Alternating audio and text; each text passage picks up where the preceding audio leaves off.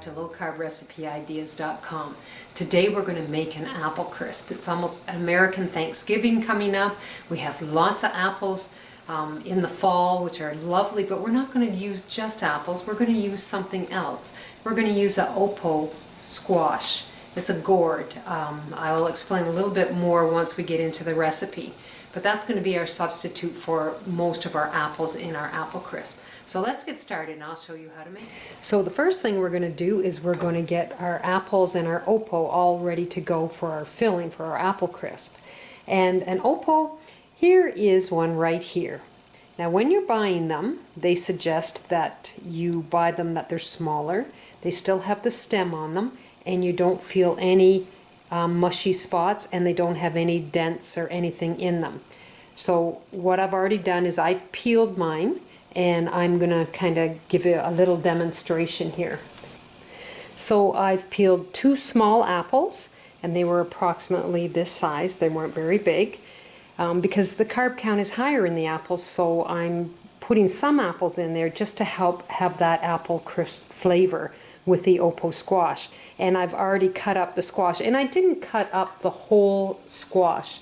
I've used it for something else also, so it was probably about this amount here. Half of this is what I used. And another thing I wanted to mention is they say if you buy the smaller oppo squashes, it has a sweeter flavor. If you get the great big large ones, then it starts to get bitter, and you don't want that to be happening.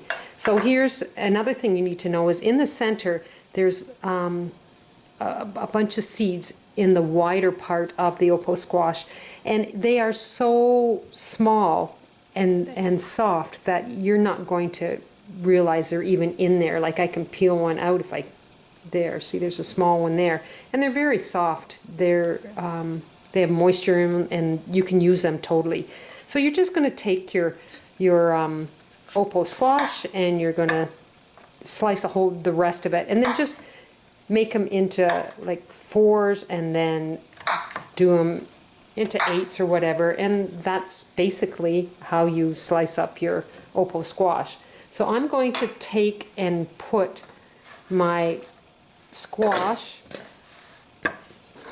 and my apples in one bowl because I want to mix them up so that they're totally mixed together.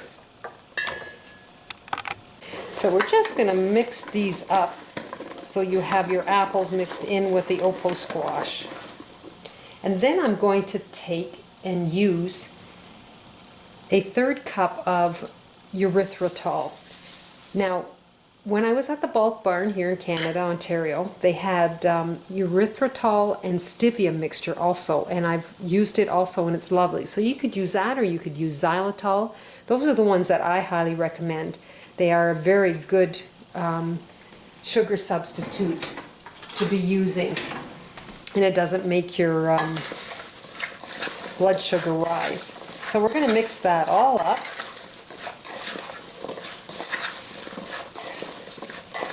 Then I'm going to take my Pyrex dish, ovenware dish, and this one is 7 by 11. You can use an 8 by 9 pan also. So since I've got all my sweetener covered onto my oppo squash and my apples, we're going to put it into the dish, and then we need some cinnamon. This is a very simple recipe. Now, I have not measured the amount of cinnamon that I'm going to put in. What I basically do is I shake it until it covers the top of the apples and the squash. And that's probably a little over a teaspoon. So now, since we've got this done, I'm going to set it aside, and then we are going to make the topping.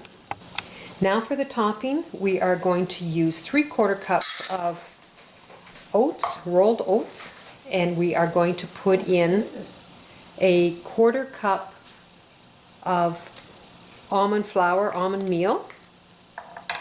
And then I'm going to put in a 1/3 cup of Ideal no-calorie sweetener brown. And this is the product here. It's an awesome substitution. It measures cup for cup like brown sugar.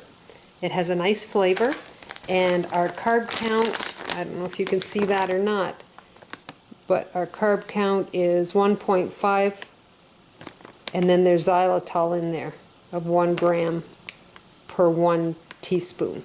So it's very reasonable, and it's quite delicious. So then we're just going to take and we're going to mix this all up. Some of my brown sugar is hard, so I'm going to break it up,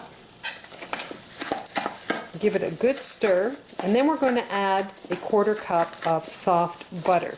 Now I use my hands, so just make sure your hands are clean, and then you mix it up, because what you want to do is you want to mix it up so that you have crumbles, like little pieces stuck in with the butter.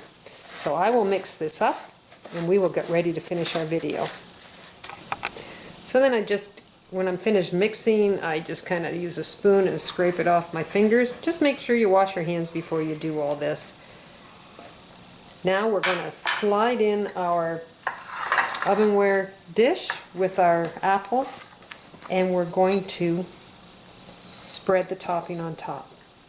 It's very, very simple, but boy, it is really good, and your carb count is not as severe as if you're using all your sugar and all apples. So when I've got this all covered up, it'll go in the oven at 375 for 35 minutes. So I'll be back with you when it's done, and then we can taste it. So in the oven, 375 for 35 minutes, and we're all set. Well, I'm excited to share this with you. This apple crisp with the Oppo squash, it's absolutely amazing. Put a little bit of apple in to give it that combination that you are tasting apple. Now I baked it another 10 minutes, so it was 45 minutes. You're just going to have to check, because I find the squash it takes longer to cook. So you might have to keep it in a little longer than 40-45 minutes. Anyhow, it's delicious. If you want to get the recipe, go to lowcarbrecipe.ideas.com. Try this recipe and try my other ones. A great dessert for Thanksgiving for the Americans coming up here in November. You take care, and I'll see you in the next video. Bye now.